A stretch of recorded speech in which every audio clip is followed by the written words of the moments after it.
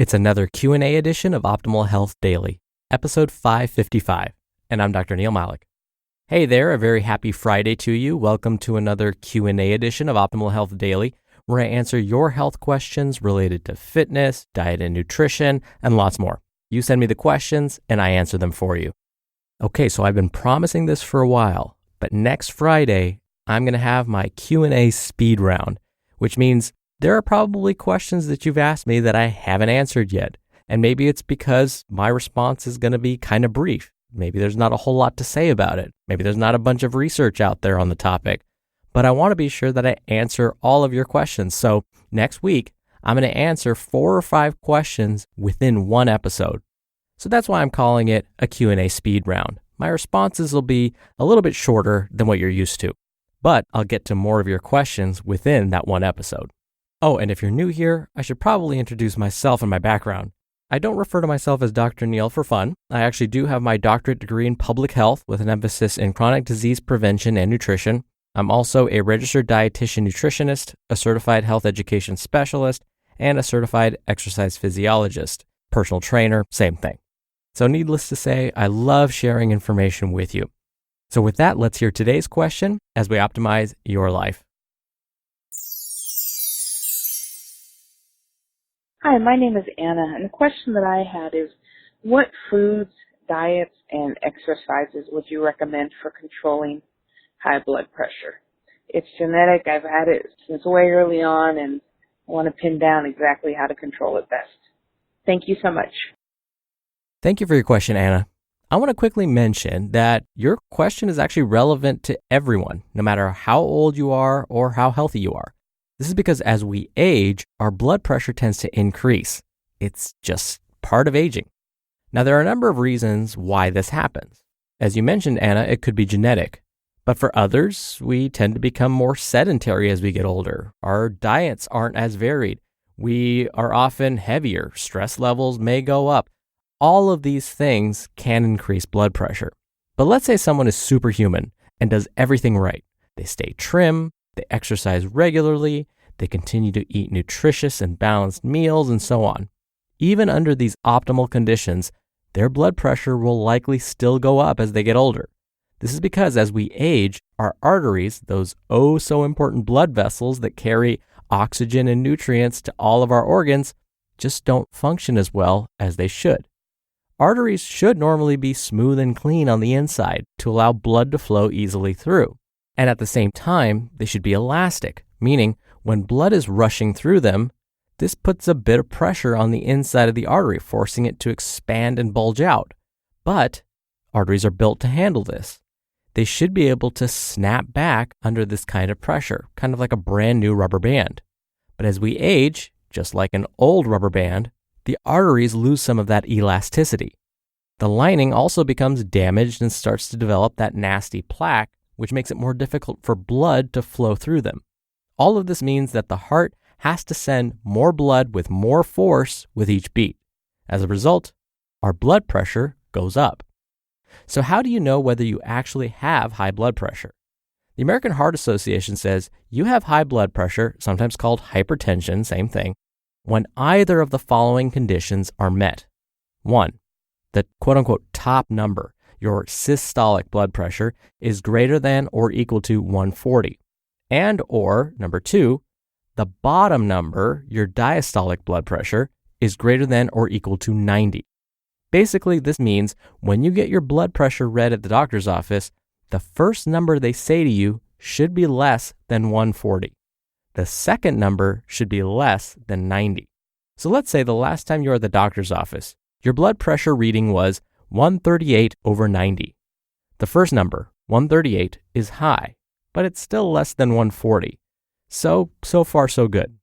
The second number was 90. If the second number is greater than or equal to 90, then this means you would have high blood pressure. So in this case, we would say it's possible you have high blood pressure or hypertension. But I need to also mention that when you go to the doctor's office, the blood pressure reading they give you may be inaccurate. This is because many of us get nervous when we're at the doctor's office. And when we're nervous, guess what happens to our blood pressure? It goes up. Or maybe we're there because we're sick. This can also increase your blood pressure. So it's always important to try and get an accurate reading whenever possible. The best time and best place to do this would be right after you wake up in the morning, before you get out of bed. And ideally, you would want to get at least 3 more readings on different days to be sure that it's accurate. All right, let's assume this protocol was followed and the blood pressure reading you got was still high. Besides going on blood pressure lowering medications, what can you do? Here are my suggestions. Tip number 1, think about changing your exercise routine. Check with your doctor first, but try and incorporate some high-intensity interval training, or HIIT, abbreviated HIIT. We're learning that this type of exercise is relatively safe and can dramatically improve heart health and possibly lower blood pressure. At the very least, mix up your routine. If you normally jog, try sprinting for a bit. If you lift weights, take a shorter rest period between sets. With regards to weight training specifically, it's not ideal to lift heavy when you have high blood pressure, especially when you're just starting out. So it'd be better to start with lighter weights and aim for more repetitions per set. But no matter what, if you stay consistent with your exercise routine, chances are your blood pressure will drop. Tip number 2.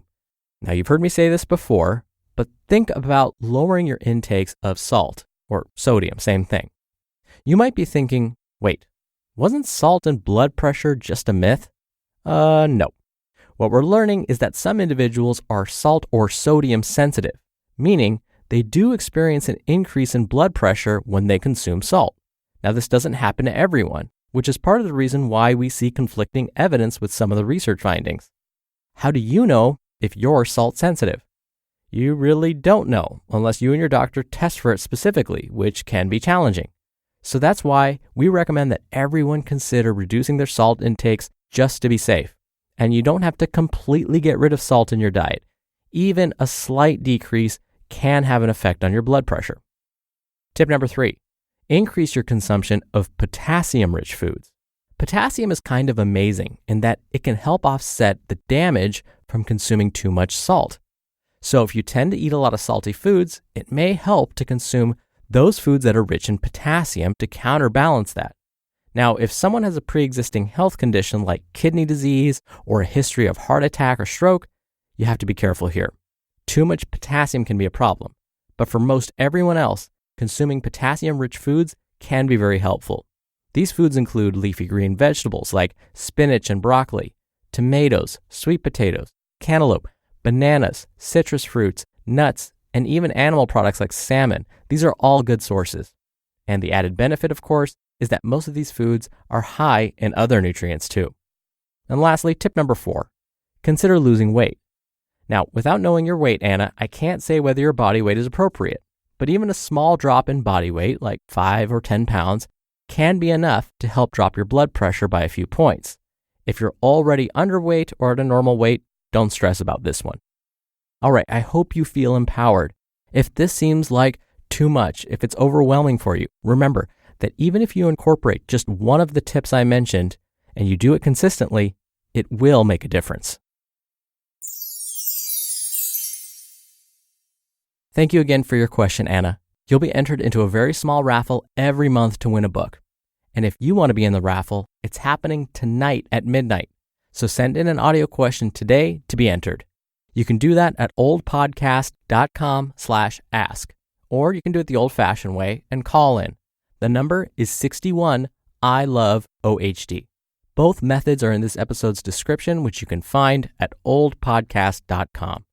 I hope you had a wonderful week. Thank you for listening every day. Thank you for listening all the way through. Have a wonderful holiday weekend for those of you in the U.S., and I'll see you back here on Monday, even though it's a holiday, where your optimal life awaits.